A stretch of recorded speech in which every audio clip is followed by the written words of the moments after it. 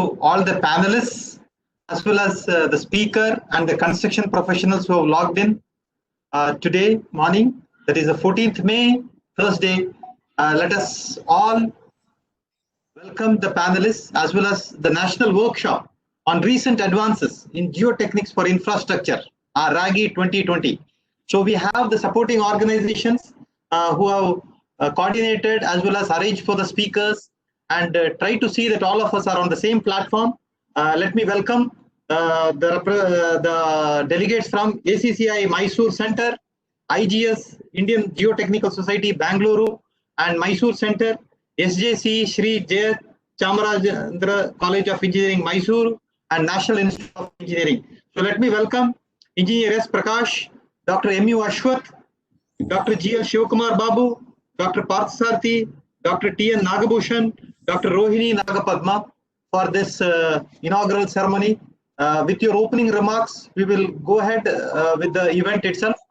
So before we go ahead, I will just like to say that had it been a seminar where we were going to meet face in face, there would have been a lot of other this thing for welcoming. But now that we are all online and on a virtual platform, we have all your good vibrations, feelings, love, affection, and that intention to spread awareness, knowledge on the most important topic that is of challenge to the civil engineers, the geotechnical engineering. So let me welcome Engineer S. Prakash, Chairman, ACCI Mysore Center, who has been the prime mover for this event. He is the Chairman of ACCI Mysore Center and Director, Pramur Constructions Private Limited. So let me welcome you, sir, and over to you for further proceedings of the conference. Engineer S. Prakash. Thank you, Anil. It's nice to be here. And very good morning to you all. A very hearty welcome to this national webinar, RAGI 2020, organized by ACCI Mysore Center in association with Indian Geotechnical Society Bangalore Chapter, Ramco Cements, and a few others. This seminar was supposed to happen on the 21st of March in Mysore, but due to lockdown, we had to postpone this. And talking to our friends here, we decided we'll go a webinar. We plan to convert this into online webinar. The positive note is that we are reaching many more people than what we would have done physically. So thanks to the technology, we are grateful to Ramco Cements for coming forward as always to help us out in hosting this webinar. Engineer Anil Pillai, technical head, is with us and will also be moderating this entire webinar for the 4 days. National President of ACCE, Professor M.U. Ashwath, Principal, BIT Bangalore, who always supports and motivates all of our activities, is also with us. Thank you, sir. Indian Geotechnical Society has always been part of RAGI. They are here again with us and are represented by National President Professor G.L. Shivakumar Babu, an esteemed professor at IITH Bangalore, and the State Chapter Chairman Dr. C.R. Parthasarthi, who is the CMD of Sarthi Geotech Engineering Services Private Limited, Bangalore. Of course, we have our partners in progress standing by us as always. Sri Jay Chamarajendra College of Engineering, represented by its principal, Dr. T.N. Nagabhushan, and National Institute of Engineering, represented by its principal, Dr. Rohini Nagapadma. This time, we also have Larsen & Toubro Corporate Training and Engineering Academy joining hands with us for this program. Friends, ACCI Mysore Center is known for its innovative thinking, be it RACE, that is recent advances in civil engineering, RAGI, what you are witnessing now, and Design Safe, our flagship events. In addition to this, we also have a student mentoring program called IOP, the Outreach Program, which we will be conducting in about 7 colleges in and around Mysore. This online webinar is another feather in our cap. We have speakers lined up who will be presenting very interesting topics in the sessions on these 4 days. I'm sure after the 4 days presentation, you will bring more professional friends for the next 3 sessions. I feel that participating in this webinar at the comfort of your offices and homes will be new experience which you will cherish. Before I close, I would like to appreciate the excellent work done by the Ragi Chairman Dr. H.S. Prasanna and supported by Secretary Dr. S.K. Prasad and many other office bearers. Without much ado, I would like to say bye for you all now and see you all online during the 4-day technical presentation. Thank you very much. Enjoy the 4-day sessions. Let me request, let me request Dr. M.U. Ashwath, President, ACCI, to share a few words as encouragement for the successful beginning of this national workshop. Over to you, sir.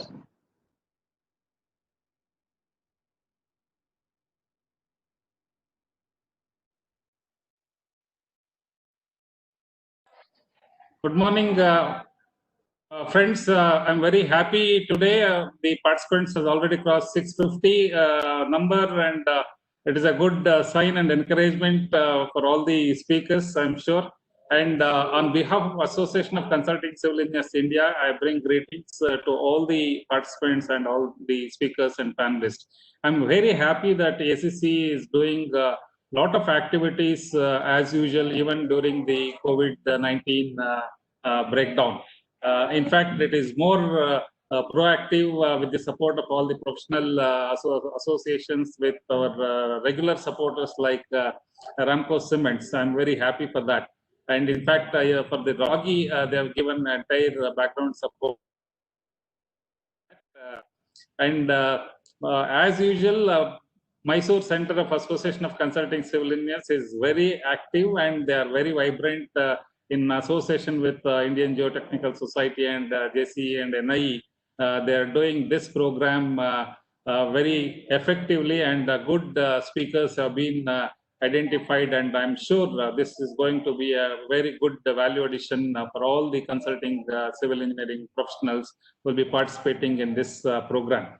And another thing I would like to mention here, the Association of Consulting Civil Engineers is very active during this season, and all our centers and 6,000 plus members, they are doing a lot of CSR activities in their respective zones, and also contributing to the Prime Minister's Fund and Chief Minister's Fund, including the Mysore Center.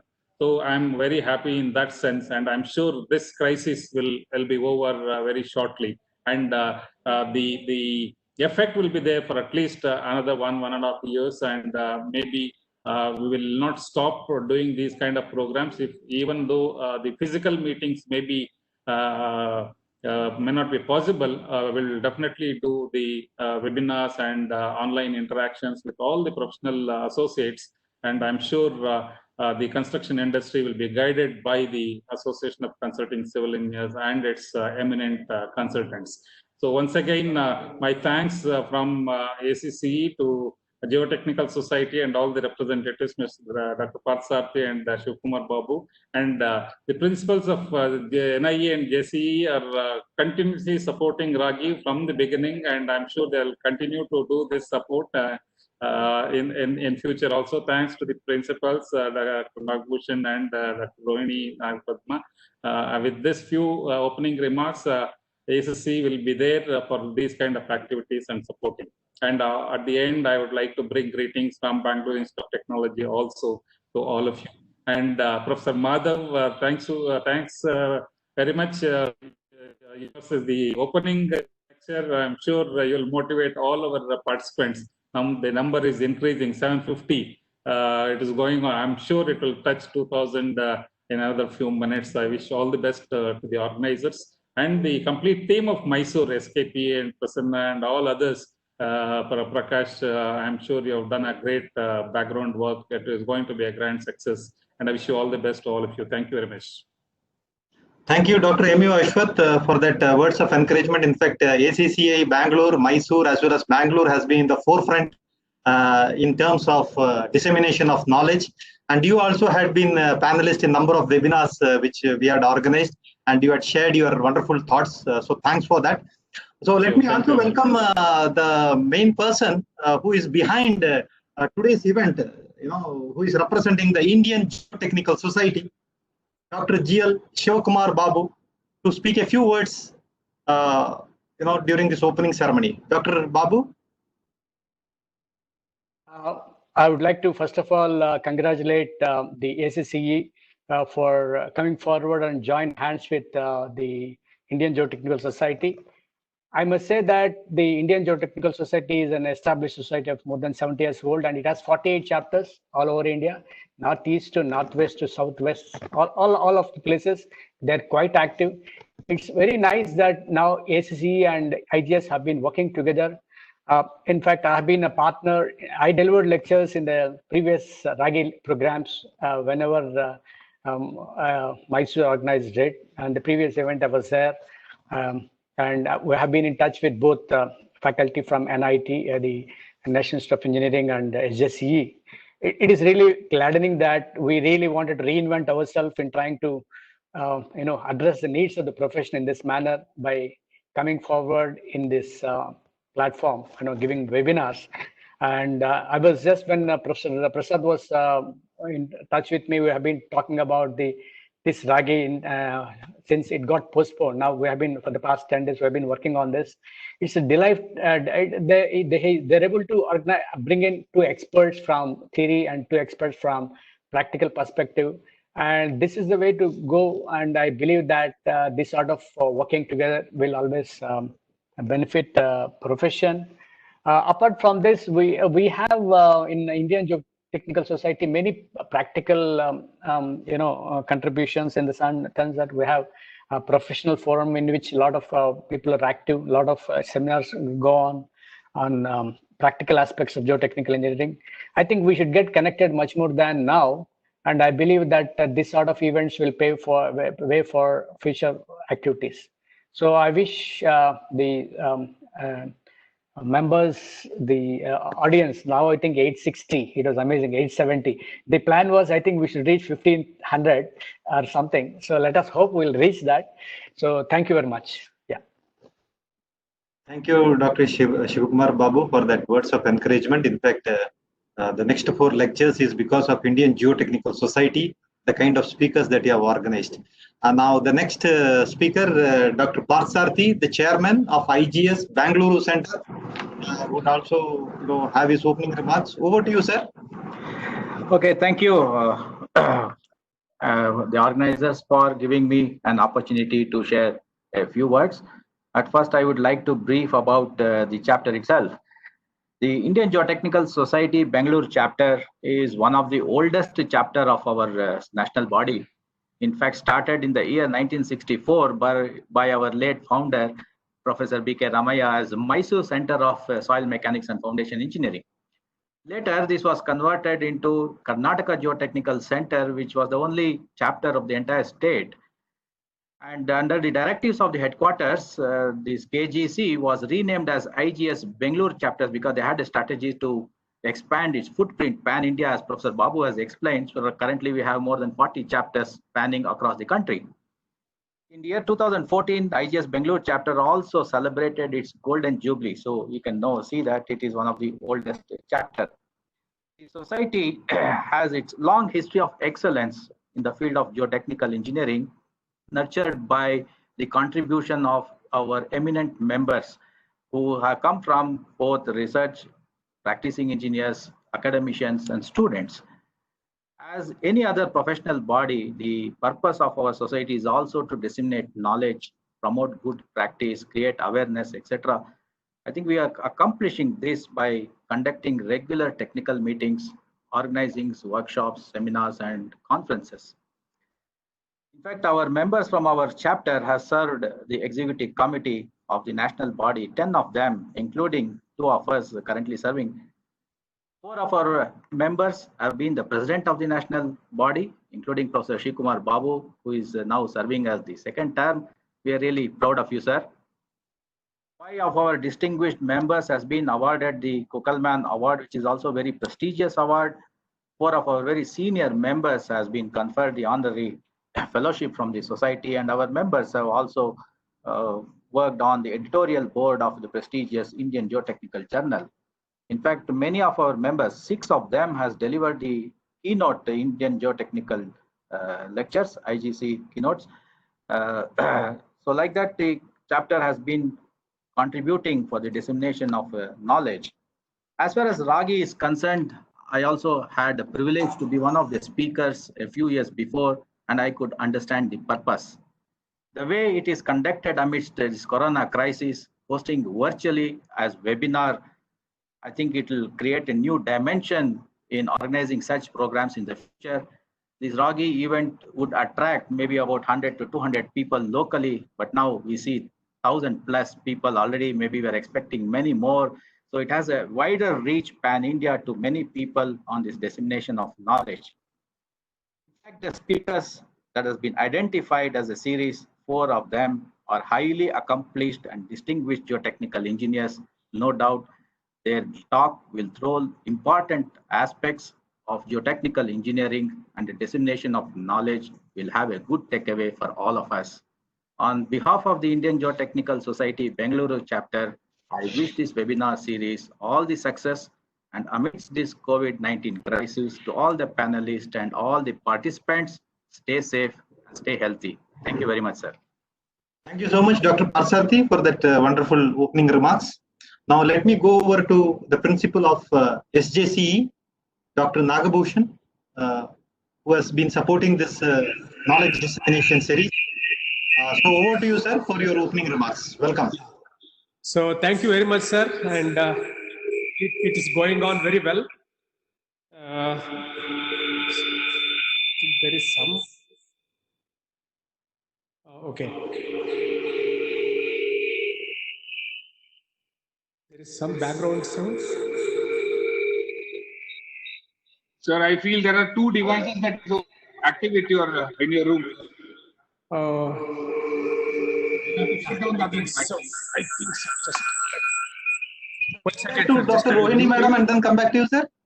Yeah, let others speak. I will come back again. Okay, fine. Let me invite Dr. Rohini Nagapadma, Principal of National Institute of Engineering. Rohini, madam.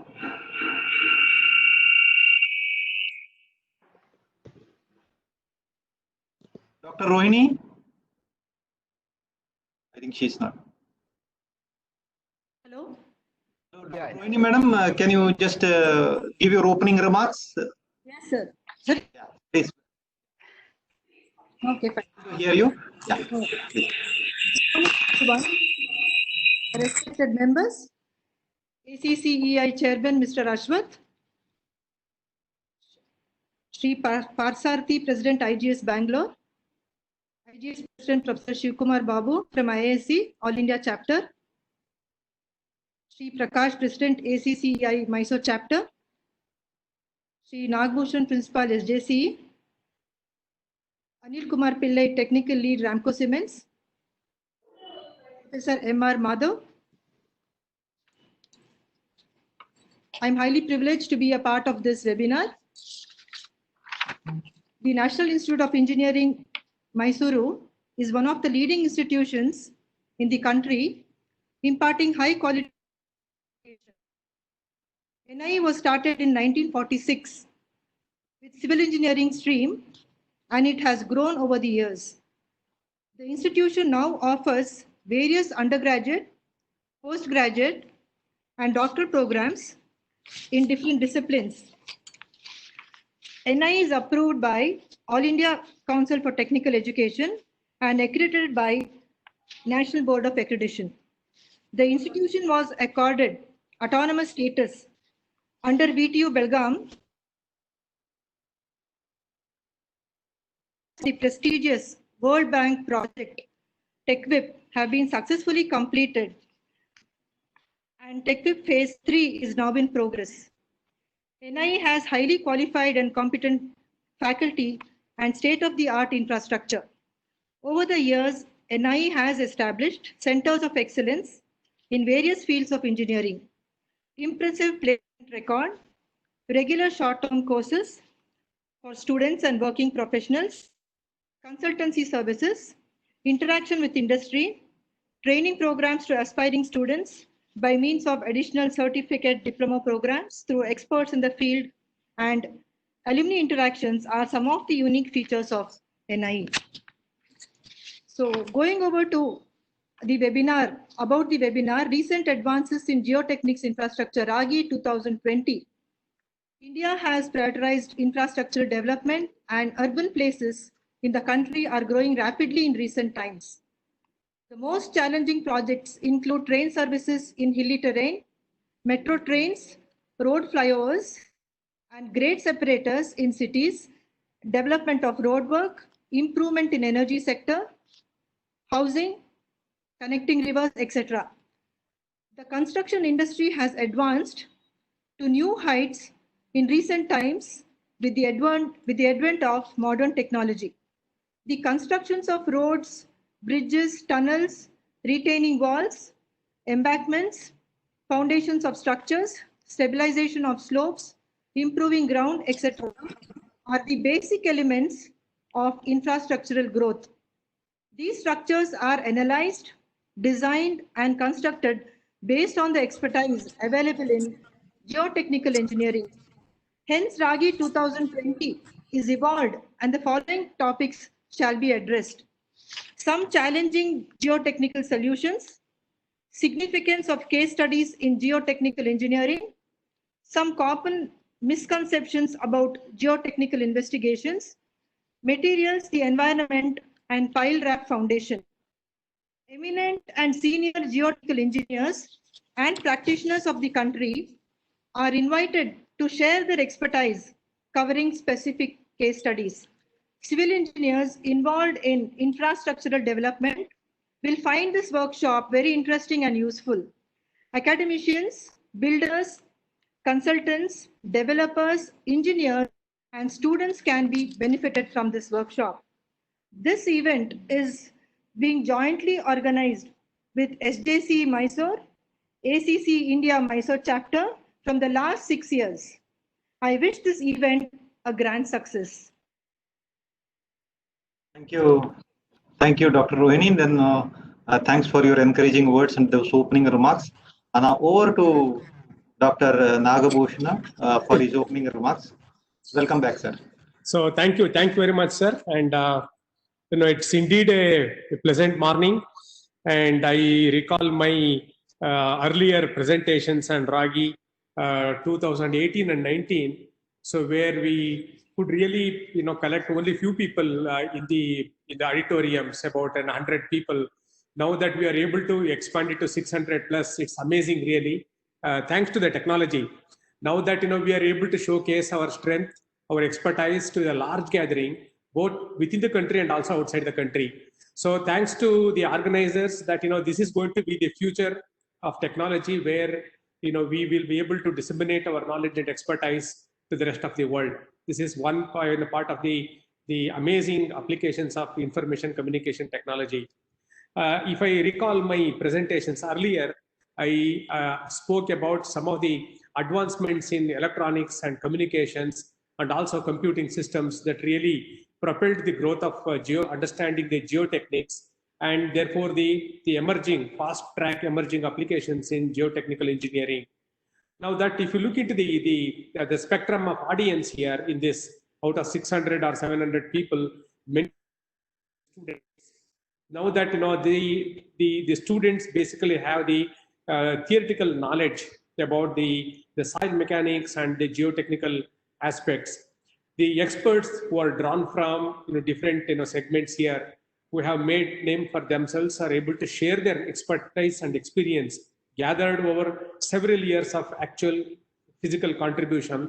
It is going to reach out to many students at tandem. So therefore, this is going to be a very popular platform not only now, but also in the future, that the students and also the practicing engineers year after year going to listen to the best, people's expertise, and therefore they can use this kind of expertise in applying to solve the critical problems in geotechnical engineering, and specifically with respect to the infrastructure. If we look into the pre-COVID the era in which the developments in infrastructure is amazing, it has created marvels of technology, integration of all branches of engineering, created marvels, maybe in the bridges, maybe in the buildings, maybe in the highways, maybe in everything, airports, whatnot. It has contributed immensely thanks to the expertise, the knowledge gathered from different branches of engineering. Now, post-COVID-19 is a point to be really worried about. I think the speakers will also look into how the infrastructure basically is going to get affected post-COVID, 2019. So therefore, there is a need to really understand how actually the next generation engineers need to look at the management of infrastructures, because the economy is going to go doldrum, and how this is going to really create newer opportunities for the next generation engineers. I am sure that the eminent speakers will also add a point about the prevailing situation and also the future of infrastructure engineering because of the global economic downturn at this point of time. So it takes some time, but there is a need really to understand, inflict confidence in the next generation engineers and also practicing civil engineers to take note of. I wish that the speakers will add a lot of immense value and the audience will gain a lot of knowledge by Ragi 2020. I wish that we continue many more such conferences and also webinars, which is effortlessly made easy because of the technology. And I wish that this is going to be a grand success. I'm very much thankful to all the eminent speakers who are going to share the knowledge before everyone. Thank you very much, sir, and all the best. Thank you, Dr. T. N. Nagabhushan. That was a very good opening remarks and encouraging one. We from the Ramco Cements Limited, having its office at Chennai, registered office at Chennai, and plants and markets across South India and East India. We are also privileged to have the speakers and to be a part of this knowledge sharing webinars, because we have been organizing almost 23 webinars this lockdown and on various topics, and it has been a very fruitful journey, and I'm sure that many construction professionals would have given their perspectives, which would have been of use to many others who have logged in to this webinars. So that is one thing. And second thing is that in this crisis also, Ramco Cements has been in forefront in terms of providing support to the underprivileged, and as well as contributing to the Chief Minister's Relief Fund, whether it is in Tamil Nadu, Kerala, Odisha, and as well as distribution of various medical equipments. In fact, it was a very big exercise that we had done for distribution of medical equipments from all over the places to Odisha and to all the places which are near our plant. So we have been doing a lot of efforts. Our senior management has been in the forefront in many corporate social responsibility activities. So that was a great thing from our side, and we have been able to do that. Ramco Cements, of course, which started in the 1960s, we have been able to introduce various technology in the cement manufacturing process, ranging from mining till packing, and we have been able to get number of awards in the area of environmental practices, effective environmental practices, the 4 Leaves Award and things like that. Number of awards we have got, and we have also been able to interact with customers ranging from household to major projects, due to which we have been able to introduce 12 various brands of cement for various applications. We manufacture Portland Post-Luna cement, ordinary Portland cement, Portland slag cement, sulfate resisting cement, as well as cement which is suitable for precast segment. So we have a wide array of cement brands which is with us. So we have been able to customize products. All this because of our research and development center at Chennai, the Ramco Research and Development Center, which has all the latest equipments ranging from mercury intrusion porosimeter, X-ray diffractometer, measuring durability of concrete, and doing number of studies on cement and concrete. So we at Ramco Cements wish this seminar, this national convention, very grand success, and we hope that this 4 days lecture on geotechnical engineering, which is what all the civil engineers need to know, because foundation is the first thing, and foundation and soil mechanics is what is the core of any civil engineering practice. So we wish all the best, and with that introduce the speaker of the day, thanking all the panelists for having given their time. So we declare this seminar open. And before we go to the speaker, who is an accomplished speaker, Professor M.R. Madhav, a very senior, accomplished professor who has been Institute Fellow, IIT Kanpur, AICT, INA Distinguished Visiting Professor, IIT Hyderabad, Professor Emeritus, JNTU Hyderabad. He is a researcher, trainer, consultant, and who has done a lot of works in the area of geotechnical engineering. He has also been a professor in a number of countries, Australia, Canada, Japan, Belgium, UK, and he has more than 45 doctoral as well as master's thesis. He has been involved in that. He has more than 500 publications in refereed journals, which I am sure that would be of his insights would be of use to the construction professionals who have logged in. And similar to that, we have a number of speakers till May 17th. So please log in till May 17th for this seminar, the series of technical engineering.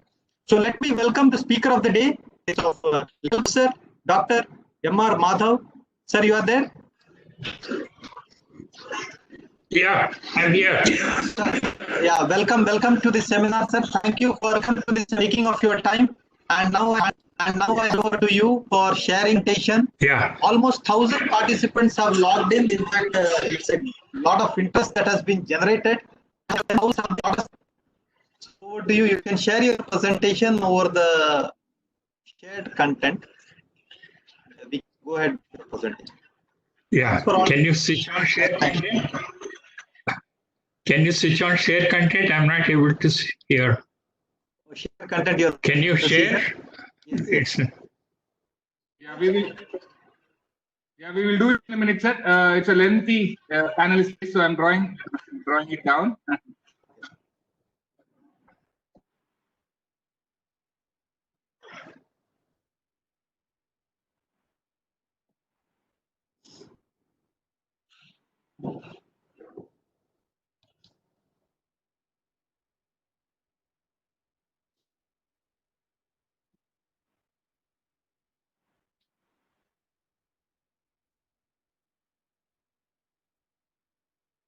Anil, I'll be going off the video, but I'll be there in the seminar. Sure. Meanwhile, Professor Sir can talk. Yeah, I can. I'm waiting for the share content. Okay. It's a delight. A nice morning to everyone. We are meeting on the cyberspace, and I would like to say a special thanks to Prasad, Suraj, and Santosh, plus Ramco, who made all this possible. It has been an experience for all these years to get into a new format to make this presentation. I've been giving any number of talks, but they're always been one-to-one in front of audience. And this is a new experience. And it's my pleasure to share our experiences. And before I start, I would also like to add what Parsathi said. You're speaking to the founder member of the Mysore chapter way back in 1964. I don't know, anybody senior is still, maybe Sridharan was there, probably, I'm not sure. He wasn't in India in 1964 when we started it. So it's a pleasure again for me to be part of the activities from JC College, NIE, then ACC, Mysore, Bangalore, and been a pleasure listening to everybody. It's also a great pleasure that I'm able to see some of my colleagues like Parsadi, Babu, and I see many of them are available. I think now I got the share content.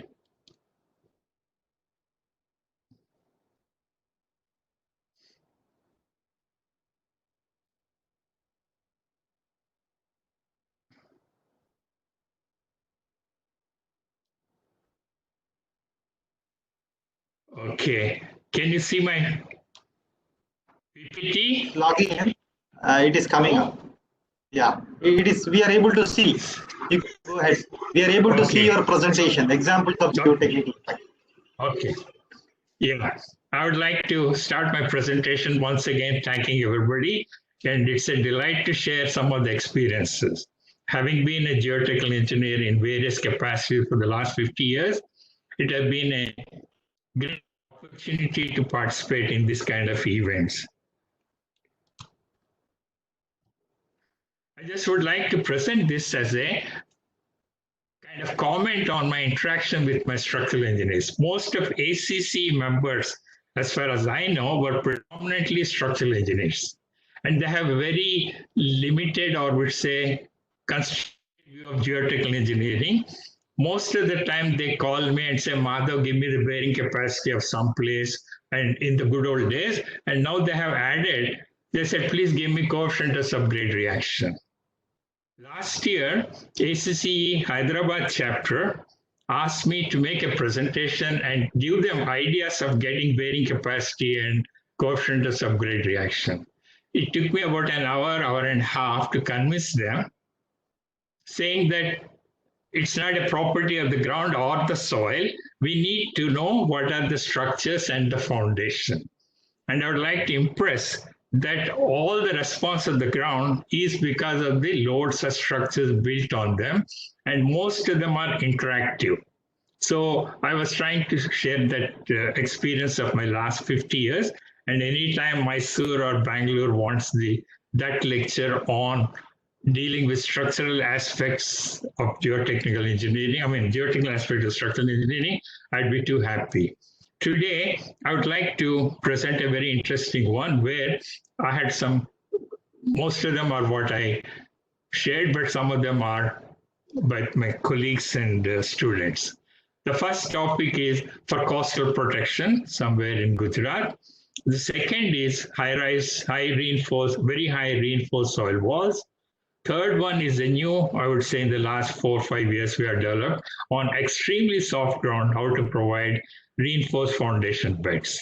Then we have gabion face wall and slope, which is in, I think, Sikkim one you can see. And in Andhra Pradesh, when the Polavaram Dam, we had some of the most advanced ground improvement techniques in the form of jet grouting and diaphragm walls. And these are one of the most remarkable ones. Let me start with the bank protection at Gandhar field of ONGC, what they have that oil Ankleshwar field. As you can see, the Gulf of Cambay, sorry, I should go back. Gulf of Cambay here, it's a narrow isthmus where you have very high tides. I just would like to mention the tide here can be 5 to 5.5 meters. So the sea level goes up and down twice over that. And you can visualize the velocity of the tide, which is very high. As a consequence of some activity, maybe at the mouth of the Gulf of Cambay, could be a seawall was built or a port developed. Erosion was taking place right at the Ankleshwar field.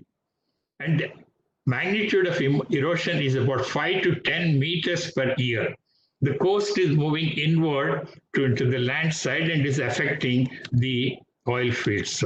And this will give you an idea of the kind of erosion that's going on. What has been built last year would have become gone, and then it's moving down.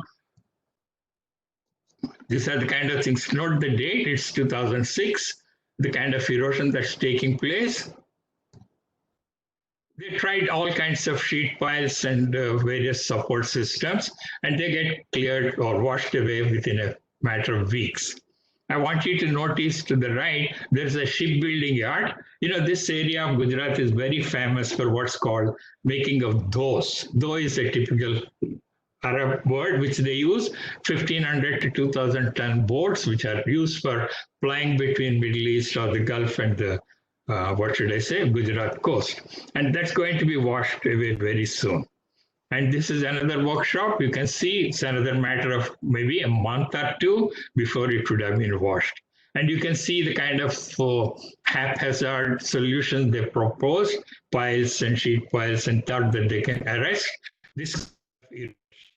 And nothing could stop them. That was when we were asked to come and do some kind of suggestion. And so that's where we try to innovate something very, very different than what's expected.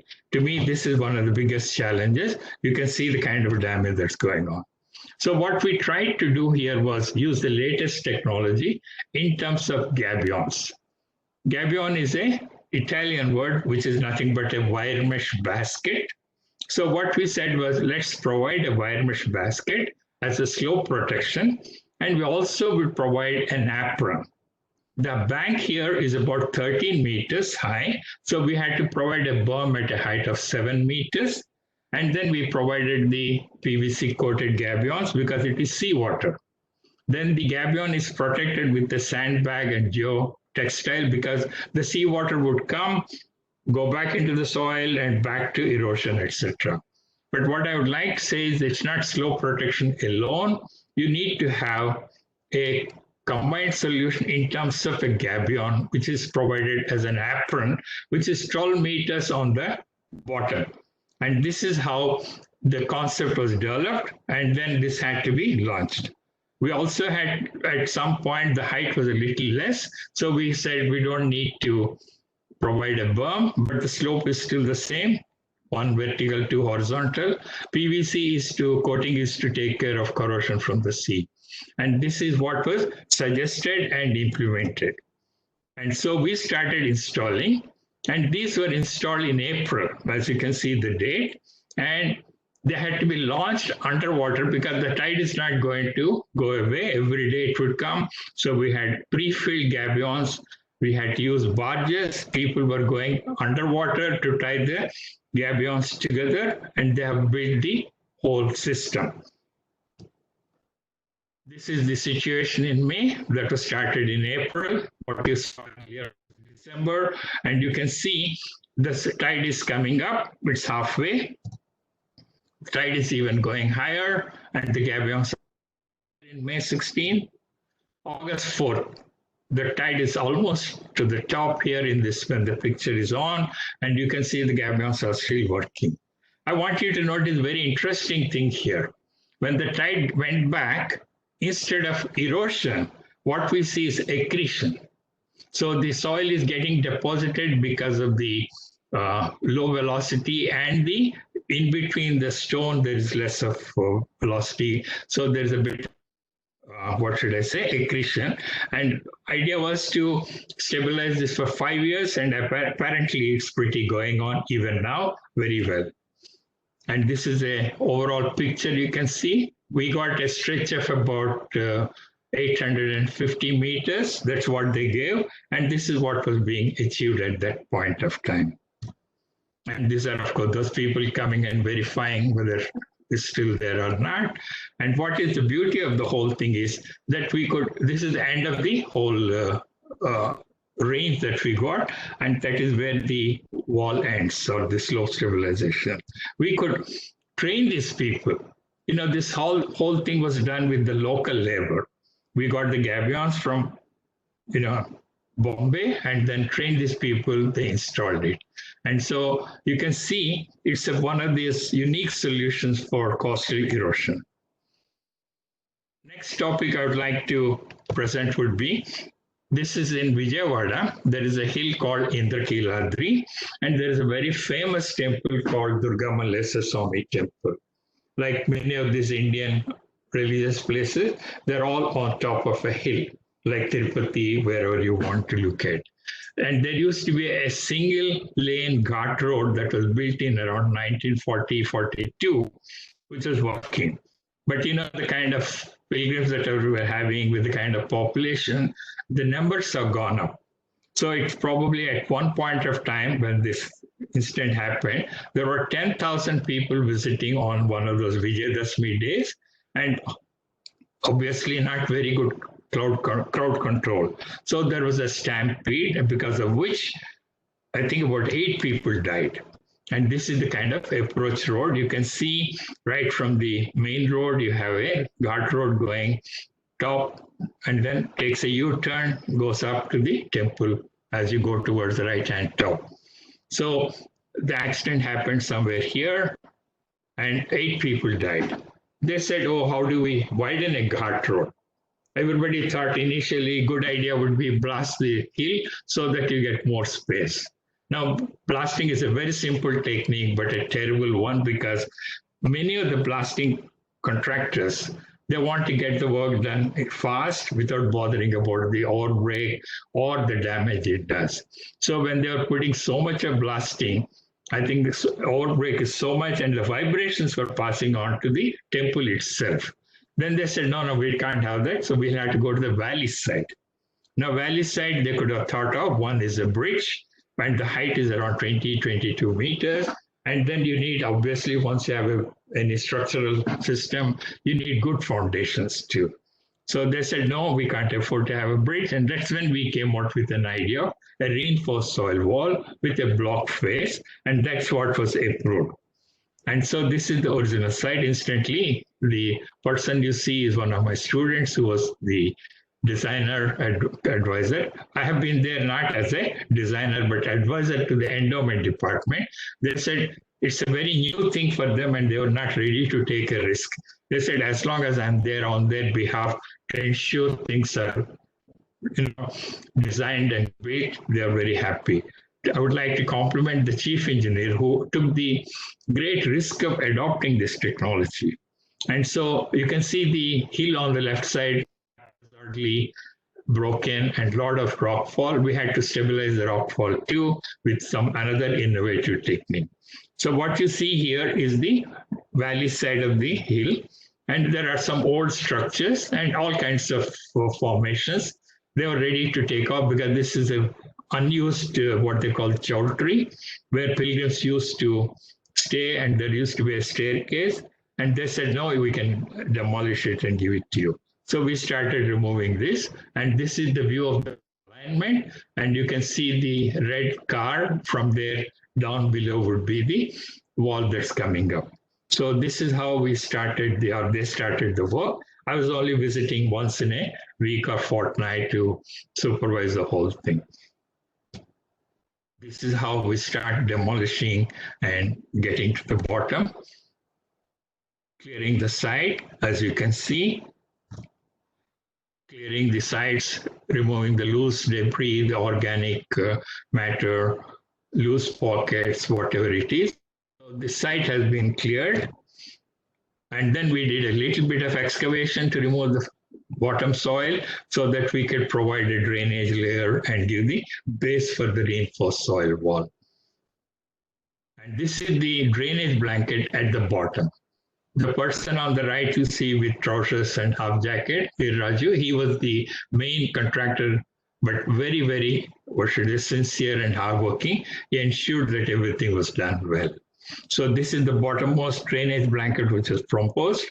And the man in front to my left is the chief engineer who took the decision, and the man in the brown shirt is another representative from the endowment department who ensured the quality and support from the government side.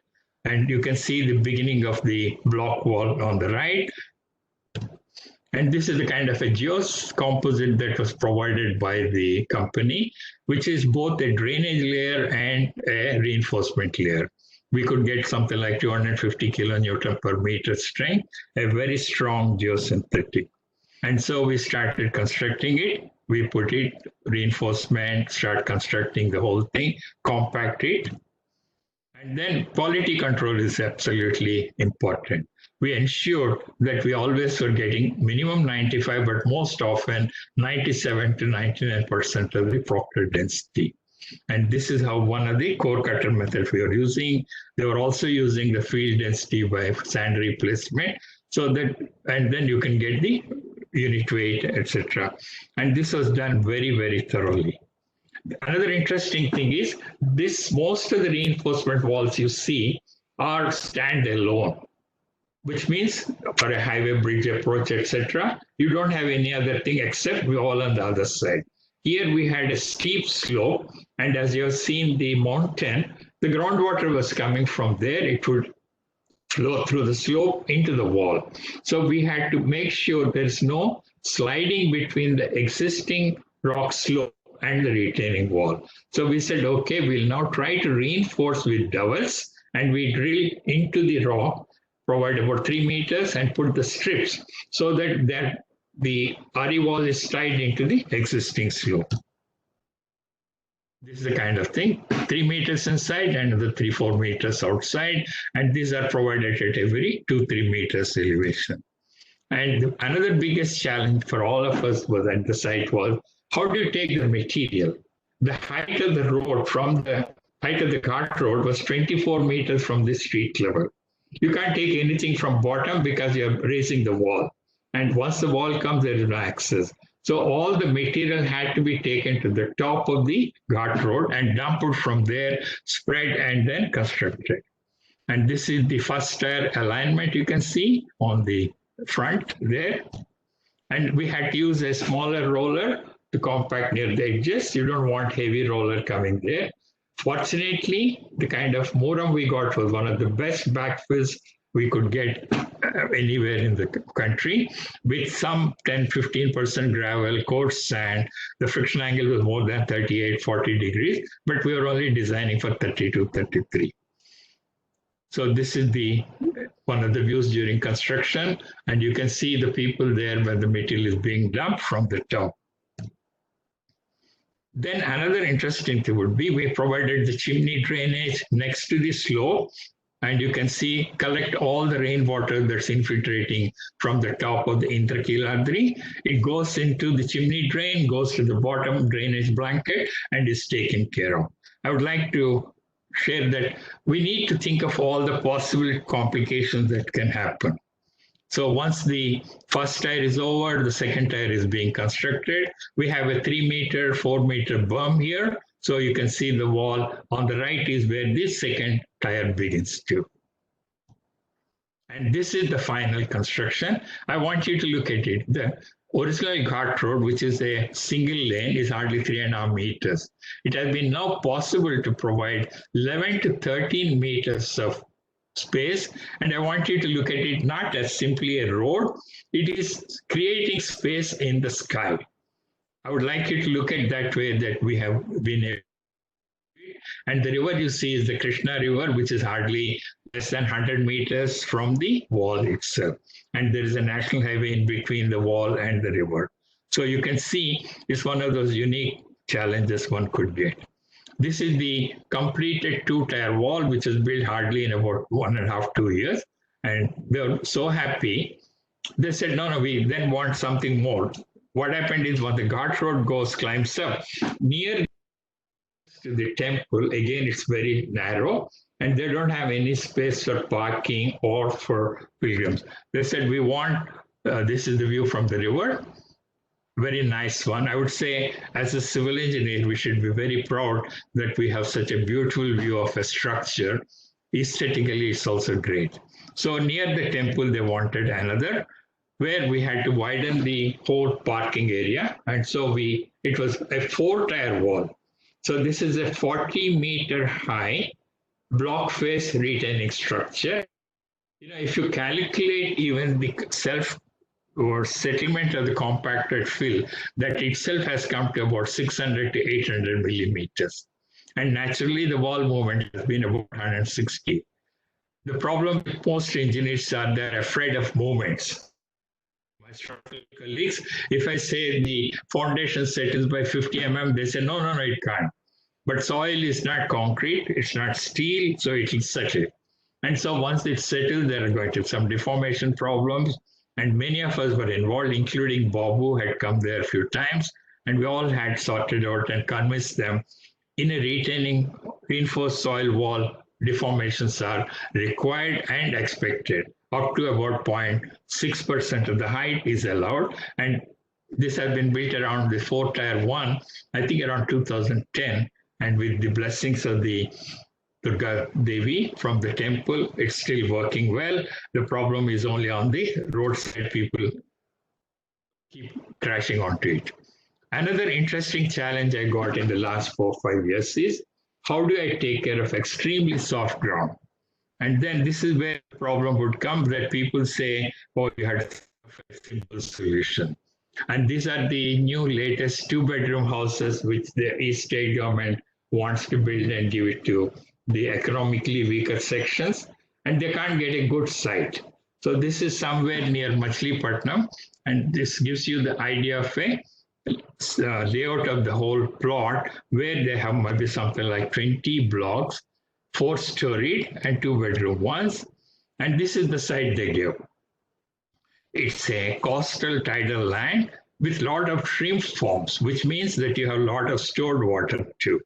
And this is what they gave. And then if you look at it, And this is supposed to be where one is to construct a 4-story apartment complexes.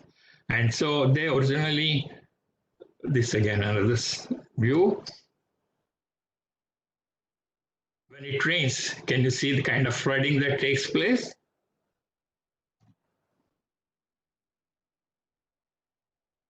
Phenomenal waterlogging. Then they started dewatering.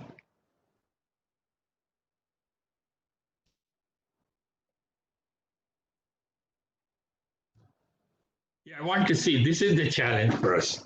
If you look at it, the top, we have a stiff, slightly crust layer, bracket, but then we have a sand layer. Below that, the SPT N values were only 2 to 3 for a depth of something like 22 to 23 meters. The original consultant recommended 26-meter long pile foundations. And the budget of the whole project wouldn't have catered to even one block. There's no way you could do anything. So they said, is there something we can do? And here is where, a lot of us were working, including Babu, myself, Sitaram, etc., reinforced foundation beds. We said we'll provide some kind of this is board pile. And they said because the soft clay, the loads they're giving is hardly 35, 40, 50 tons, 60 tons for 30-meter long pile. And so what we said was, let us redesign the building, make it as light as possible. The structural engineers cooperated by reducing the wall thickness and the loads, and said we can reduce as much as possible. So this is where we recommended a reinforced foundation bed, a geocell, and several layers of geogrids over a thickness of about 1 to 1.5 meters. Fortunately, the ground level could also be raised because of the flooding and low-lying area. So we got something like 1.5 to 2 meters. And below that, we have a sand layer, which is about 3 to 4 meters, and a desiccation layer, etc. So overall, we got about 4 or 5 meter thickness. And so we recommended a reinforced foundation bed. We had a couple of alternatives. There were some people who were not very happy. We said, okay, we'll transfer the load to the sand stratum through piles if necessary. So we gave the second alternative too. You can see they are very short piles. From the granular bed, the load goes to the granular layer. And so this is a kind of geocell and geogrids which are used at the site. The construction that's going on.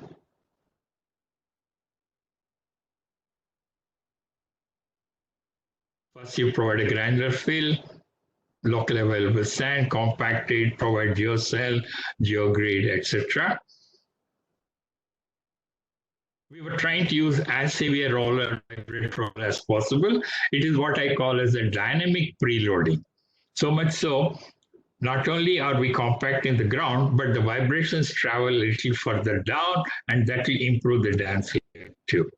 And this is the geogrid layer being placed at one level.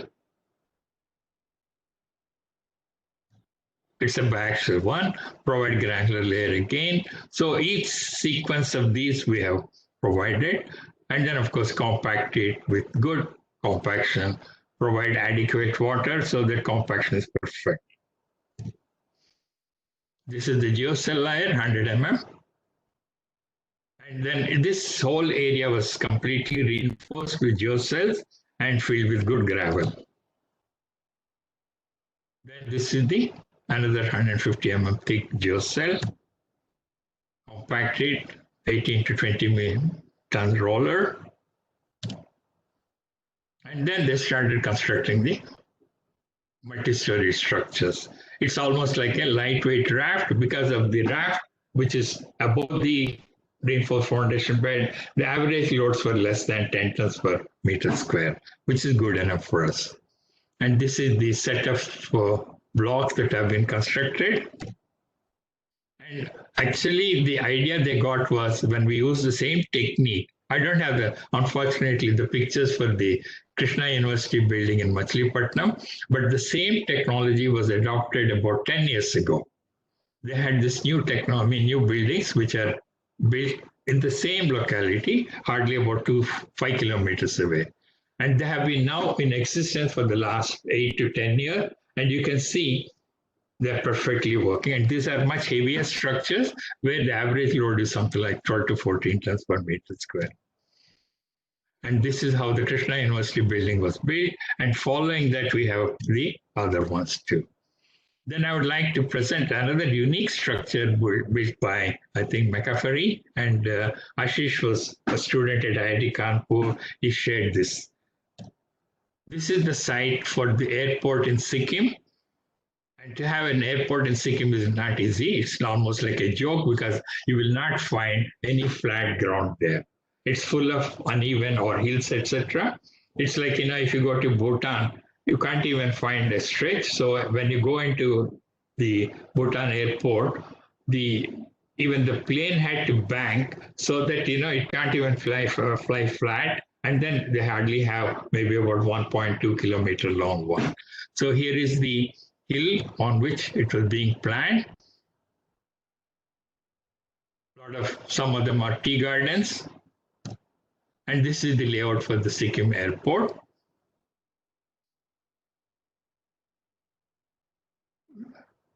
I want you to notice this black thing. I'm sorry. Fine. Yeah, these are what they call joras, where the rainwater from the hill. I talked to you about the rainwater coming, infiltrating from the hill, and here they had to take care of them. These are natural streams, so they had to provide access, for this to escape on the right side. And this is the kind of reinforcement they provided, a gap-and-fill wall with geogrids.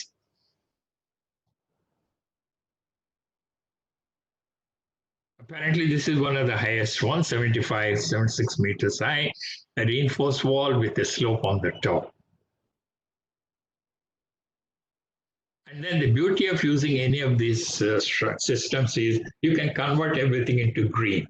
And here I have something. A concrete structure will not allow that. But once you have gabions or reinforced soil walls, the vegetation can be made to grow fast, and then we are returning back to nature as much as possible. Instead of having a carbon footprint, we are becoming carbon negative.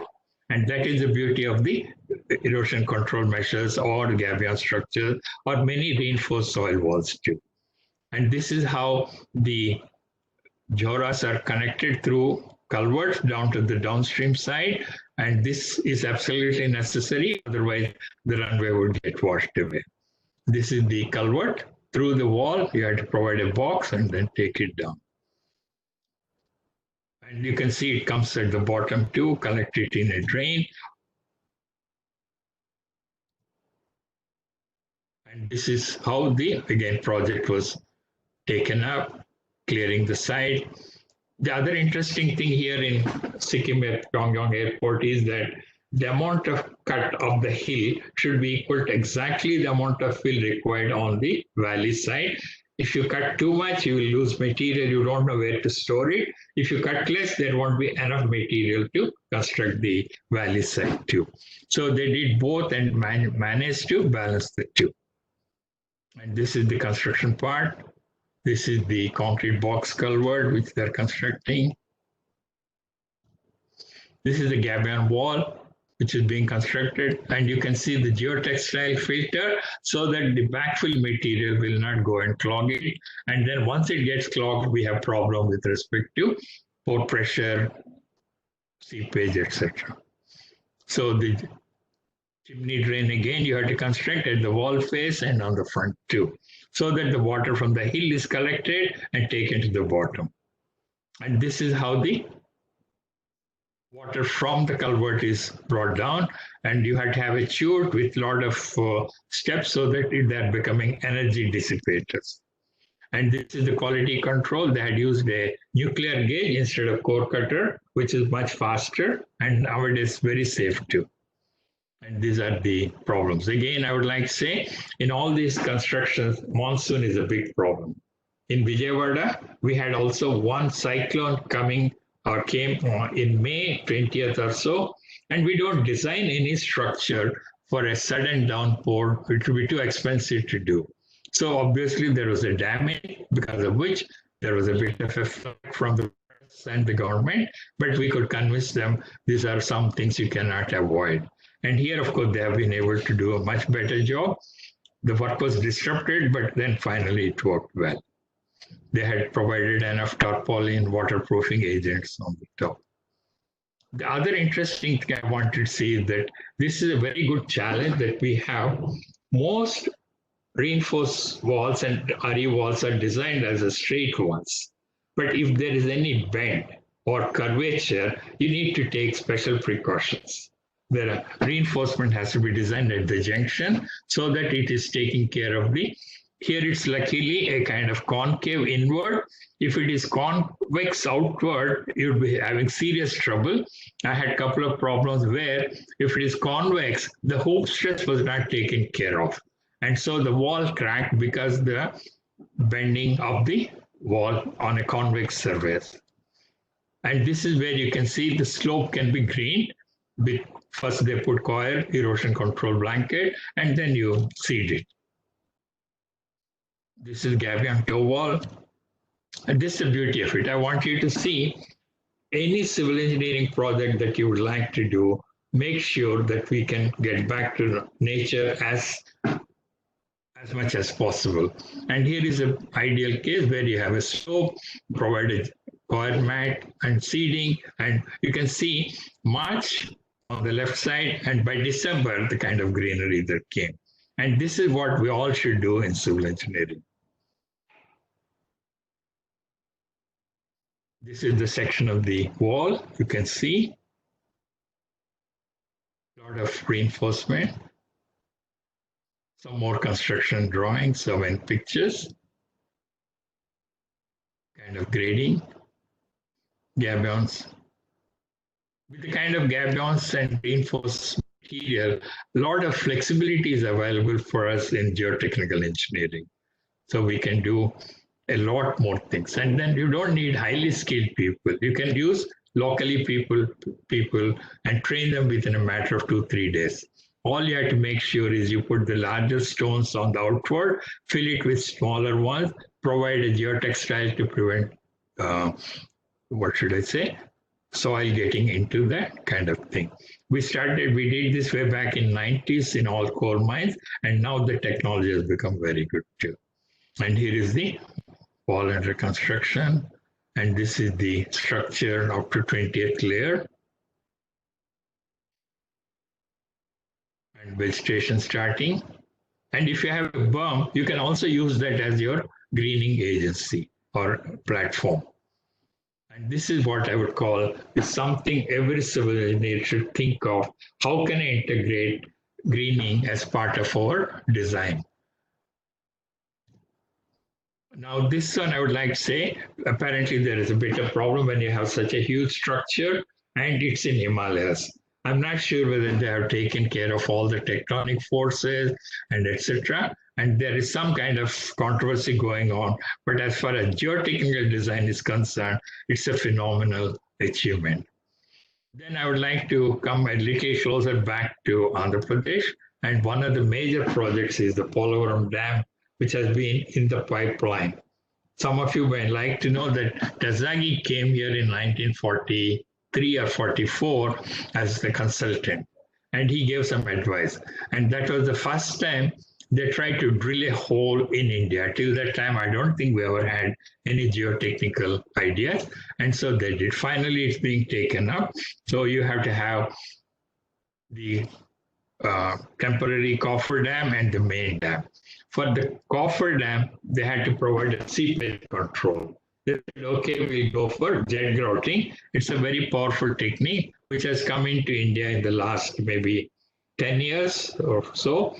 Earlier, they had used once for the Jogi Gopher Bridge, but that's one-off kind of thing in 1999, 2000. But now what we do is we drill a hole, inject cement as a grout under jet conditions. You can do dry, you can have water, you can have air also, single twin jet or a triple jet, mix it with the soil, and you get a fantastic impervious column or membrane. And here is the coffer dam with the jet-grouted column, which is probably about 30-40 meters. But I want you to look at the kind of sandy strata that goes up to something like 60 to 80, 100 meters too. But for a cofferdam, they don't need a very deep cutoff wall. So this is how they proposed, and this is how jet-grouting columns were being constructed. As you can see, the plant on the side, and they're about 2 meters in diameter and clear spacing 1.5 centimeter, maximum depth of at least 20 meters. Again, site layout.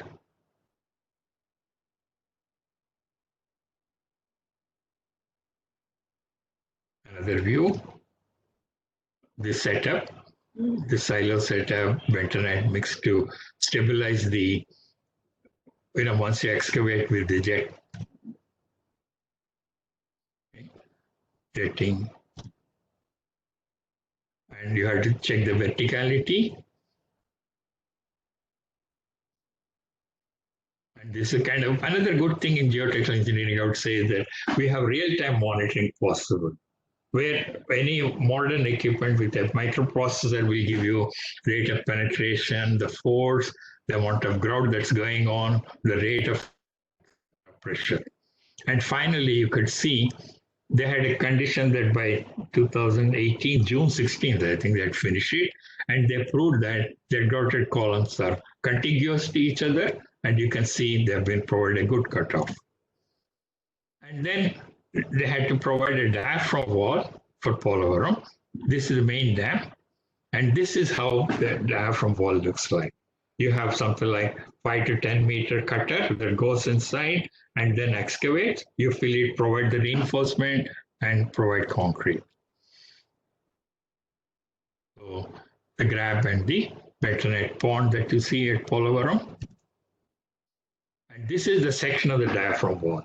And as far as I know, this is one of the deepest in India. The total depth is 115 meters, I think here at this place. And the diaphragm wall section was constructed. Again, geotechnical engineers have been rising up to this occasion.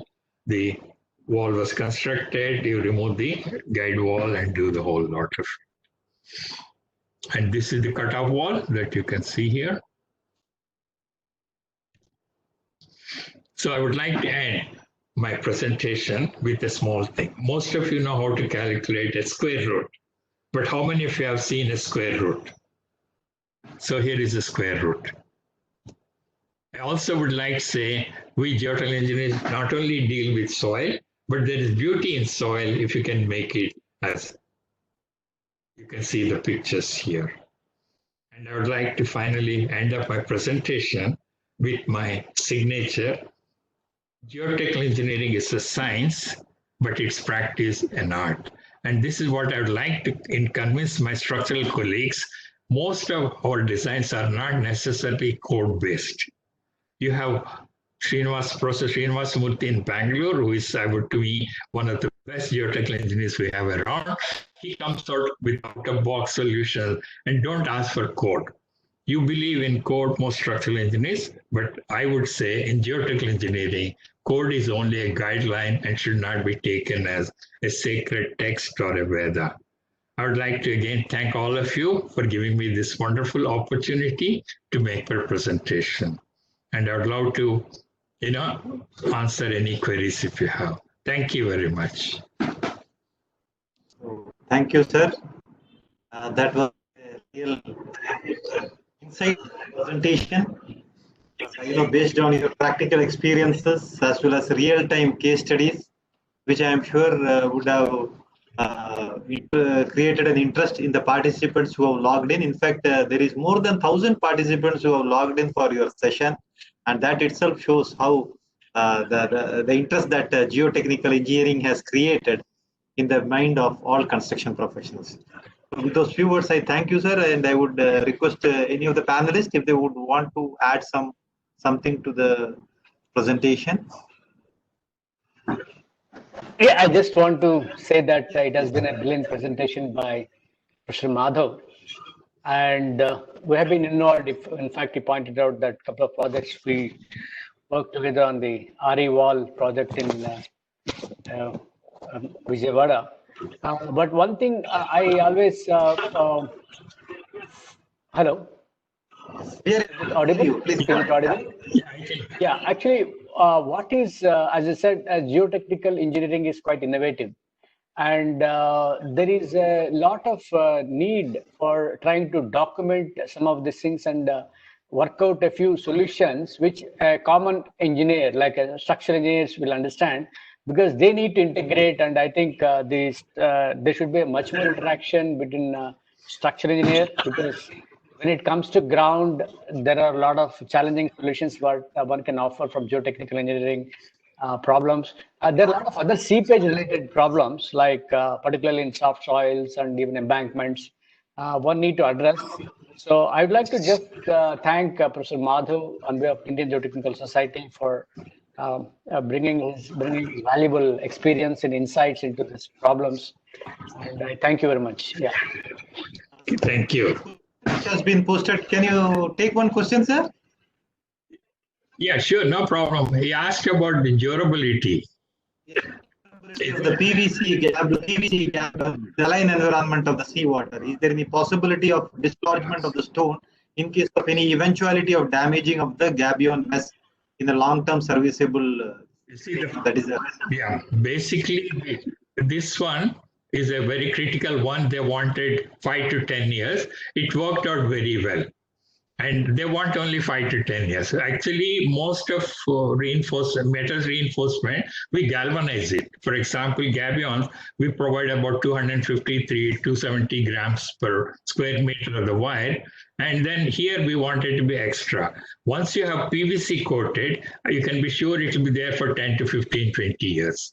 And then if you want a much more permanent one, we'll have to provide another kind of coating or grouting, etc. So basically, PVC will take care of it quite a bit. Like, in a marine structure, even concrete has a problem, chloride infiltration, reinforcement corrosion. So in order to do the same, we had to take care of it too. So what should I say? The requirement was, they said 5 years, but we said we are guaranteeing 10 years. And I'm glad to say I got a call maybe about a week, 10 days back. It is still standing there. It was built in 2008, as you can see, and originally it was supposed to be a big project, but the concerned person seemed to have been somewhere. Okay. The question is on designing of raft foundation. While I am designing raft foundation on clay for elevated water tank, downward pressure due to load is greater than safe bearing capacity of soil. For this case, going to pile is uneconomical. Please give suggestion for this.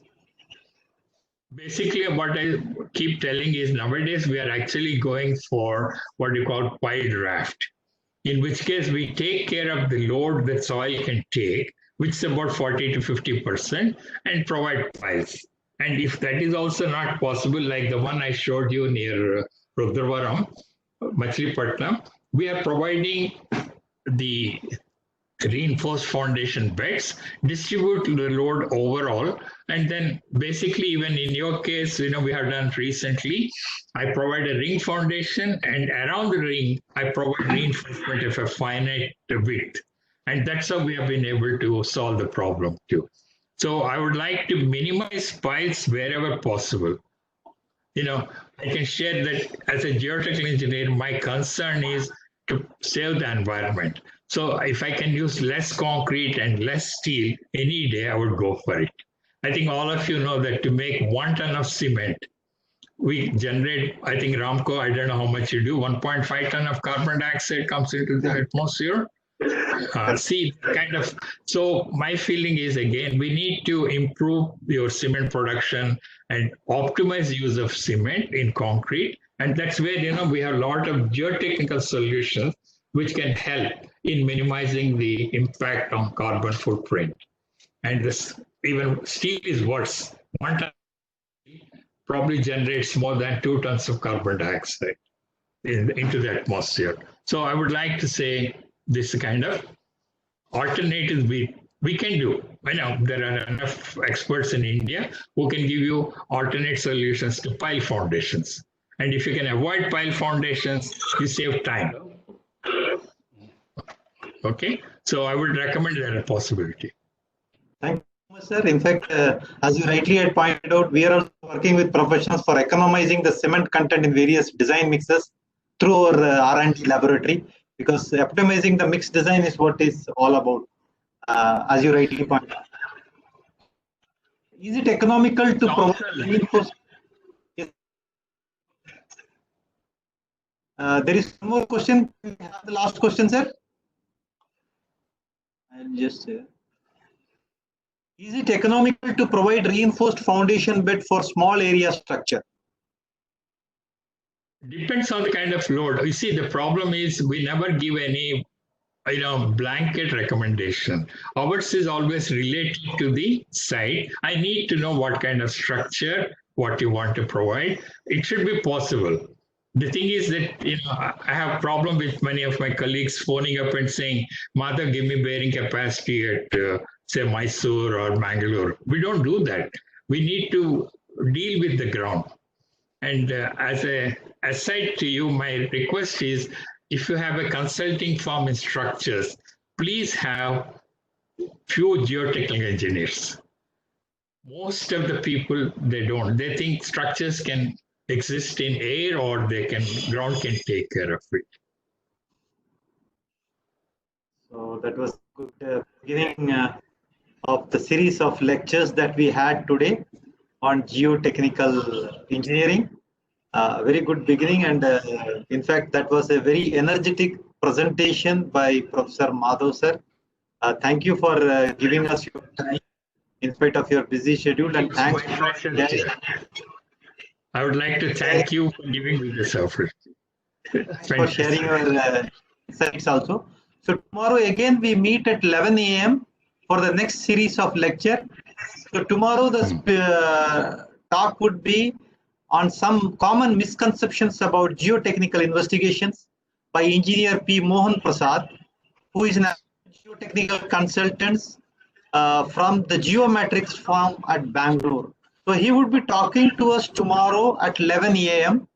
So please log in at 11 a.m. sharp for another insight lecture on geotechnical engineering. The series of lecture will go up to May 17th. So please be there at 11 o'clock. So from 11 onwards, we would be having till May 17th, so that the entire facet of civil engineering would be covered. And this is one in-depth series of lectures that we have. And thanks for the Indian Geotechnical Society for having organized a galaxy of speakers for the next few days. So with those few words, I take leave of all of you from here at Ramco Cements, and I thank all the panelists for having joined us. Thank you so much, sir. Thank you for all joining. Thank you. Thank you.